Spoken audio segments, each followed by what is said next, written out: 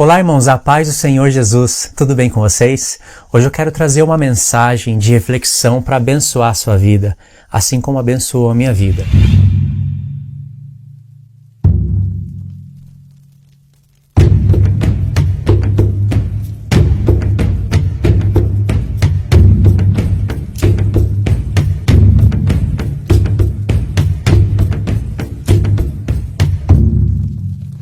Eu queria que você abrisse o coração para compreender essa mensagem. É uma mensagem que o Senhor me mostrou já tem um tempo, mas o Senhor me ampliou a revelação dessa mensagem. Essa mensagem que eu vou passar para vocês hoje, ela serve para irmãos católicos, para irmãos evangélicos e para irmãos judeus messiânicos. Lembra, tem esses três tipos de pessoas que assistem os meus vídeos, e que concordam e discordam de alguns pontos. Mas essa mensagem vai falar com todos. Eu vou ter que dar uma introdução mais ou menos de 15 minutos nesse vídeo para começar a mensagem. Essa introdução que vocês vão assistir vai valer a pena. Presta atenção no início do vídeo, porque se você não entender o início, você não entende o meio e o fim. Essa mensagem mostra o profundo amor do Senhor Jesus pela sua igreja, de uma maneira mais profunda, literal, mas ao mesmo tempo simbólica e profética. Por isso que os irmãos têm que abrir o coração e têm que colocar a mente nas coisas que eu vou mostrar para vocês. Essa é uma mensagem, irmãos, que vai fazer vocês meditarem o ano de 2017 inteirinho, refletir no sacrifício de Cristo. O sacrifício do Senhor Jesus, ele é muito profundo, sem contar que o sacrifício que o Senhor Jesus fez dia 14 do primeiro mês para Israel é um sacrifício que ele dá um ponto de partida profético para todas as demais festas. Ele é um sacrifício que realizou muitas coisas, não só uma redenção eterna. Olha, quando eu falo não só, parece que isso é pouco, mas realizou muitas coisas das quais a igreja não conhece. O sacrifício de Jesus fez uma redenção eterna, mas que está profetizada para o futuro. O sacrifício de Jesus, ele deu ponto de partida para cumprir todas as festas no sentido simbólico, espiritual, real, na realidade e eterno. O sacrifício que Jesus fez a unificação de ambos os povos que estavam separados. Ele uniu as duas casas de Israel, Efraim e Judá. O sacrifício de Cristo já uniu tudo, já fez tudo. Ainda que Jesus tinha que ressuscitar, tinha que ser revestido de poder, tocar trombetas durante 40 dias com seus discípulos falando as coisas do reino, ascendeu aos céus como sumo sacerdote, passar pelo véu e trabalhar na nossa expiação para que no dia determinado o Senhor Jesus possa sair do Santo dos Santos, o céu, para levar a igreja para os tabernáculos. Ainda que o Senhor Jesus tinha que ressuscitar, tinha que fazer todo esse trabalho, ainda que ele ainda está trabalhando no dia da expiação, ele continua trabalhando na nossa expiação para o dia determinado no futuro, que é um moed, um tempo determinado, para depois vir outro tempo determinado, que é a festa dos tabernáculos, cada festa com a sua especialidade.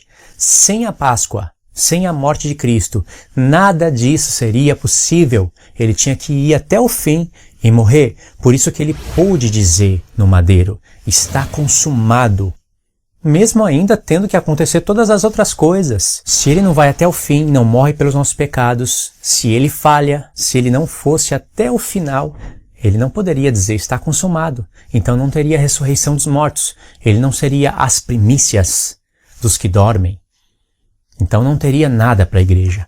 Então nós estaríamos mortos em nossos pecados. Mas ele, como homem, foi até o fim, suportou todas as contradições do seu próprio povo e suporta ainda muitas das nossas contradições como sumo sacerdote, mas ele morreu, foi até o fim e dali em diante ele deu início a todas as demais festas que devem acontecer. Vocês vão entender o porquê que eu estou falando isso. Então o sacrifício de Cristo ele é muito profundo. Ele realizou a unificação das duas casas de Israel, ainda que essas coisas estão acontecendo porque tem que chegar na mente dos irmãos judeus, a nova aliança, muitos ainda não conhecem, outros não aceitam. Tem que chegar na mente de ambos os povos a unificação, o que é Israel de Deus, o que é a igreja. Então o sacrifício dele do nosso Senhor realizou tudo isso, irmãos. E nós precisamos conhecer tudo o que o sacrifício de Cristo realizou na cruz. Essa mensagem também vai ajudar você a enxergar um pouco mais da profundidade desse sacrifício. É como se fosse um presente do Senhor. É um presente porque isso foi planejado por Ele para mostrar com mais profundidade as riquezas da morte e da ressurreição do seu Filho e de todas as demais festas. Com mais profundidade, irmãos. Vocês vão ver algo lindo, tremendo, que vocês não vão mais esquecer. E ele também fez isso para mostrar como os seus apóstolos, principalmente em destaque o apóstolo Paulo, meditava nas Escrituras e deixou isso para a gente de uma maneira toda planejada pelo Espírito Santo. Planejada porque ele deixou de uma maneira na qual a igreja iria olhar e estudar e receber a revelação para virar pregação. Essa grande revelação, esse grande mistério que eu falo para vocês se encontra em Efésios. Mas é claro que vai ter raízes com todas as outras cartas, com a lei, com os profetas. Essa mensagem aqui vai gerar outras mensagens no futuro. Eu sei o porquê e vocês vão entender o porquê no decorrer do vídeo. Eu não vou falar, mas isso vai mexer com o pensamento de vocês, com coisas que vocês aprenderam, que em partes estão certas e em partes estão erradas, segundo o entendimento que Deus me deu. Mas vocês vão julgar todas essas coisas. Como sempre, eu vou tentar deixar tudo bem baseado na lei, nos profetas. Não sei se eu vou usar salmos, talvez eu use, mas eu vou deixar tudo bem baseado para vocês entenderem a profundidade do sacrifício do nosso Senhor pela sua igreja. E coisas misteriosas vão ser encontradas nesse vídeo. Então, irmãos, nós vamos ler Efésios capítulo 6.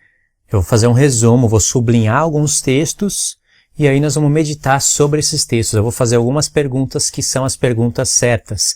As perguntas que o Espírito Santo esperava que nós fizéssemos sobre a carta do apóstolo Paulo. O apóstolo Paulo estava sendo guiado pelo Espírito Santo, então ele esperava que nós fizéssemos essas perguntas sobre a sua carta. O apóstolo Paulo deixou o caminho, deixou as placas, para que a gente compreendesse as palavras dele. Essa revelação é uma revelação muito grande. O que eu vou fazer aqui nesse vídeo é um resumo. É uma revelação que vai pegar todas as festas, todos os mandamentos de Deus, vai mostrar como o apóstolo Paulo meditava nas Escrituras de maneira profunda. Então é um vídeo que pode fazer até uma série, para vocês terem uma ideia de tamanha revelação que se encontra nessa carta. Mas vamos lá. Pode começar a partir do verso 22.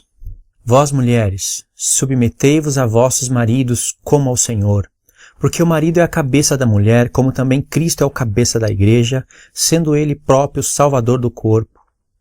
Mas assim como a igreja está sujeita a Cristo, assim também as mulheres sejam em tudo sujeitas a seus maridos. Vós, maridos, amai as vossas mulheres, como também Cristo amou a igreja, e a si mesmo se entregou por ela, a fim de a santificar, tendo-a purificado com a lavagem de água pela palavra, para apresentá-la a si mesmo igreja gloriosa, sem mácula, sem ruga, nem qualquer outra coisa semelhante, mas santa e irrepreensível. Só nesses textos aqui, o apóstolo Paulo já olhou para todas as festas. Ele não vai estar falando explicitamente das festas, mas as festas estão aqui. Mas aqui vai começar a entrar um mistério, que ele vai deixar como presente para a igreja. Verso 28. Vamos limpar aqui e subir o texto.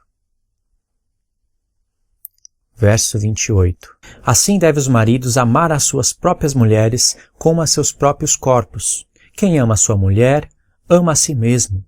Pois nunca ninguém aborreceu a sua própria carne. Antes a nutre, ou a alimenta, né? E a preza, como também Cristo a igreja. Porque somos membros do seu corpo. Por isso deixará o homem a seu pai e a sua mãe, e se unirá à sua mulher, e serão os dois uma só carne. Grande é esse mistério, mas eu falo em referência a Cristo e à igreja. Aqui, irmãos, que está o mistério. O apóstolo Paulo, desde o verso 22, ele vem fazendo uma alegoria entre Cristo e a igreja, o marido e a mulher. Ele aprendeu isso do Espírito Santo nas Escrituras. Ele fala disso em Romanos 7. Ele fala disso em outras cartas. Nas Escrituras, em Oséias 1, por exemplo, você vai ver que a casa de Israel foi rejeitada, a casa de Judá não, mas a casa de Israel foi rejeitada também com uma promessa de restauração. Aquela que não era chamada amada vai ser chamada de amada. A que não era chamada mais povo vai ser chamada de povo de Deus. Aquela que não teve misericórdia vai alcançar misericórdia. Aí Deus disse, Efraim e Judá andarão juntos e subirão da terra, está falando de uma plantação, aí tá as festas, e subirão da terra porque grande é o dia que Deus semeia, grande é o dia de Israel. E eles terão sobre si uma única cabeça, é Cristo cabeça da igreja, do seu corpo. Aí vai ter a tipologia do marido e da mulher nas Escrituras, porque Deus casou com Israel no Sinai, no dia 50, por isso que eu falei, a revelação aqui é muito grande. Só que eu vou estar falando isso em outros vídeos. No dia 50, Deus casou com Israel. Dia 50 lembra alguma coisa para você? Ou dia 49? Esse dia 50 era o mesmo terceiro dia no Sinai. Ou seja, é incrível a revelação. Aí o apóstolo Paulo está fazendo uma alegoria entre marido e mulher, Cristo e a igreja. E colocou aqui ambos como uma só carne.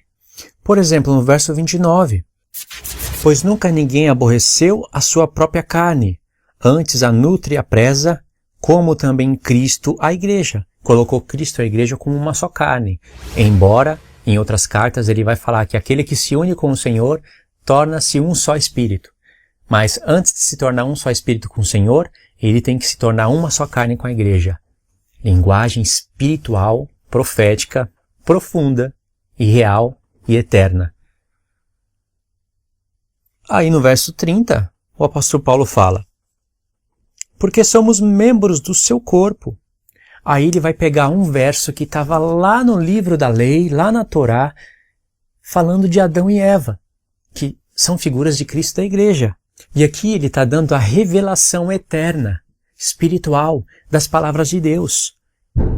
Por isso, deixará o homem a seu pai e a sua mãe, e se unirá à sua mulher, e serão os dois uma só carne. Está falando de Adão e Eva. Só que Adão e Eva não tinham pai e mãe. Eles não deixaram o seu pai e a sua mãe. Quem que era o pai e a mãe de Adão e Eva? Nós podemos falar que o pai de Adão, quando nós estamos falando Adão, lembra, Adão é o homem, o gênero humano, Eva também foi chamado de Adão, tanto no português como muito mais no hebraico. A gente podia falar que o pai deles, espiritual, é Deus, porque é Deus que fez eles. Inclusive, isso tem em um dos evangelhos, não é? Na genealogia. Mas eles não tiveram um pai e uma mãe, literal. Mas olha aonde Paulo aplicou esse mistério. Por isso deixará o homem a seu pai e a sua mãe, se unirá à sua mulher, e serão os dois uma só carne. Aí a gente poderia falar, bom, Paulo está falando de Adão e Eva. Simples. Mas ele fala, simples não. Grande é esse mistério. Mas eu falo em referência a Cristo e à igreja. Quando o apóstolo Paulo usa a palavra mistério nas suas cartas, todas as vezes vai estar relacionada com Cristo e com a igreja, com Efraim e com Judá, com as duas casas de Israel. Todas as vezes. Mas somente aqui, irmãos, ele falou que é grande esse mistério, porque realmente é muito grande. E ele está falando, eu não estou falando somente de marido e mulher, maridos e mulheres, no plural, não estou falando somente de Adão e Eva, eu estou falando com respeito a Cristo e a igreja. Ou seja, o apóstolo Paulo queria que a gente meditasse.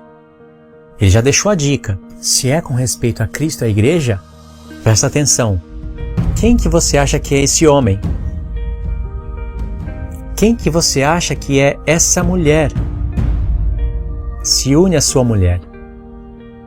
E serão ambos uma só carne. Você poderia falar, esse homem é Adão e essa mulher é Eva. Ok, quando que Adão e Eva deixaram seu pai e a sua mãe? Então, a partir de Adão e Eva, os filhos que iriam nascendo, iriam deixando seus pais e as suas mães para se unirem com a sua esposa e se tornarem uma só carne. Essa questão de se tornar uma só carne é espiritual. Mas teve uma base no literal E aí se encontra boa parte da revelação de Deus. Esse homem no texto é Cristo. Essa mulher é a igreja. Cristo é o homem que se une à sua mulher e se torna uma só carne. E tem uma finalidade para isso. Aí o apóstolo Paulo fala, grande esse mistério. Eu imagino ele lendo a Torá. A revelação não se recebe somente da Torá para frente, e sim também dos profetas para a Torá. Na Torá vai ter um sinal para você ler os profetas. E nos profetas, Deus vai abrir as revelações e vai ter um sinal para você voltar na Torá. Imagina o apóstolo Paulo lendo na Torá e falando, meu Deus, esse mistério é muito grande. Eu lembro que quando eu comecei a entender isso, eu estava trabalhando numa fábrica. Estava calor. E quando eu comecei a meditar nisso, eu comecei a me fazer essas perguntas. Poxa, esse homem tem que ser Cristo. Essa mulher tem que ser a igreja.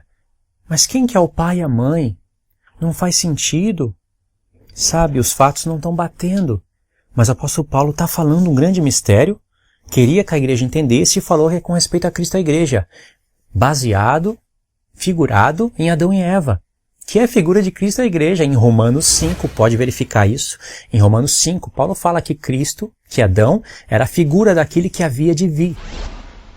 Se Adão é figura de Cristo, Eva é figura de quem? Da igreja. Em 2 Coríntios capítulo 11, pode verificar isso também. Se eu errei aqui o capítulo, eu acho que eu não errei, mas se eu errei, tá por aí. 1 Coríntios 11 ou 2 Coríntios 11. Creio que está em 2 Coríntios 11. O apóstolo Paulo vai colocar Eva como figura da igreja. Escrito. Não vai ser apenas uma dedução, como eu deduzi agora. Se Adão era a figura de Cristo, Eva era a figura de quem? Da igreja. Não, em 2 Coríntios 11 ele vai falar literalmente que Eva estava representada, que a igreja estava representada em Eva.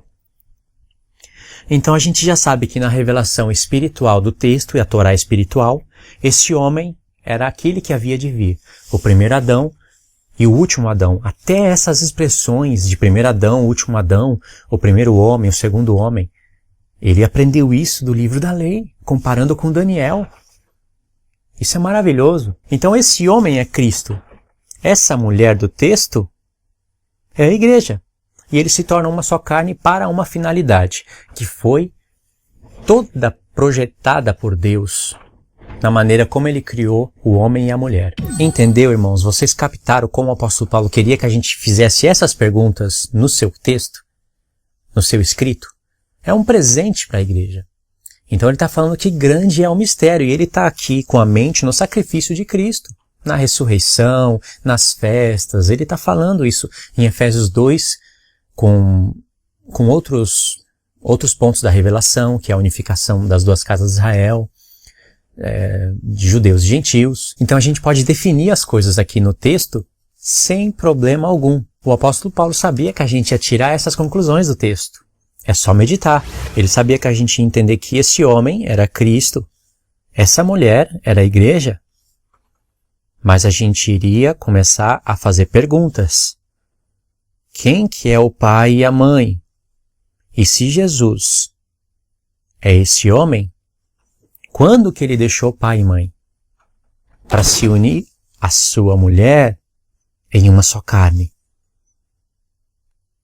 Para que Deus mostrasse para a humanidade, para a sua igreja, o grande mistério. Então a gente pode fazer essas perguntas. O que significa esse grande mistério?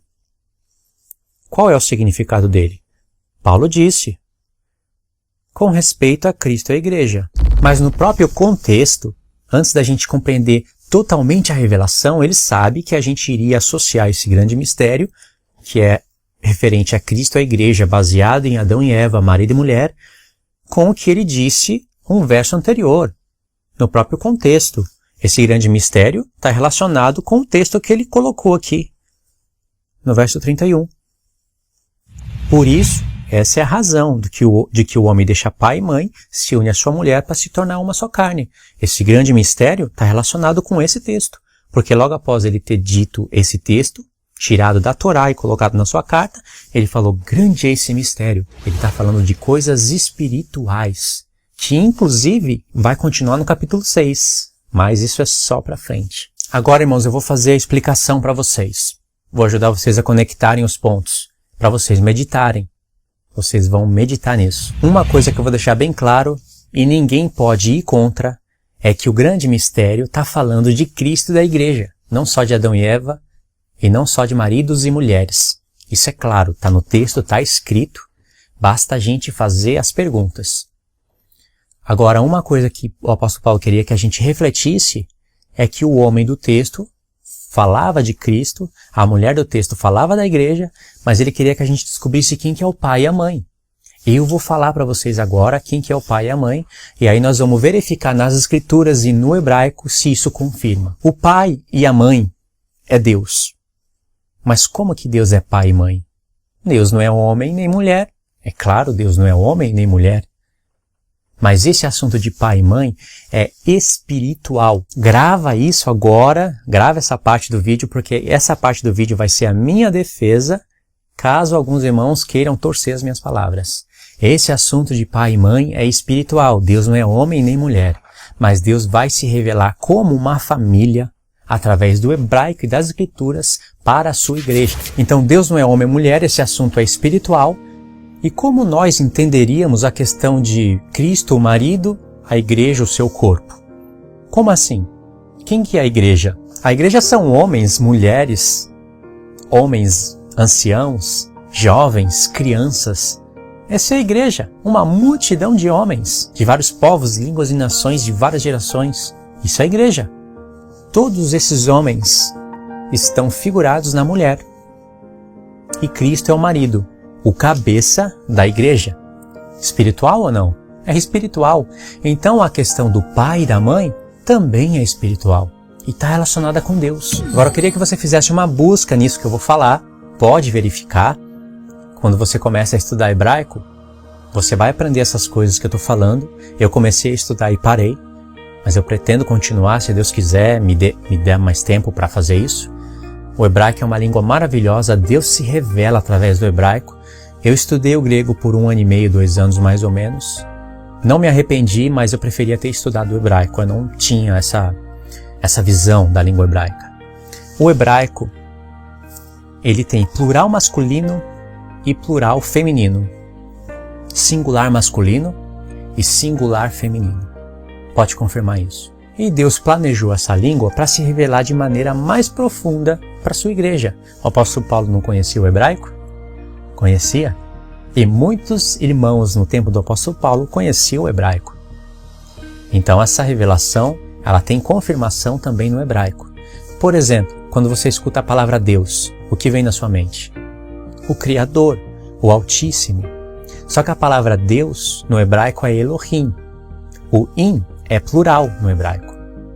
Muitos judeus messiânicos, aqueles que têm o espírito do anticristo ou a tendência de negar Jesus como Deus, eles usam a palavra Elohim e fala que o im não está falando de Deus no plural. Então tem aqueles judeus messiânicos que têm o espírito do anticristo, que negam o Filho, negam que Jesus é o Filho de Deus e que foi o Messias. Eles ainda esperam o Messias. Então a palavra Elohim está no plural.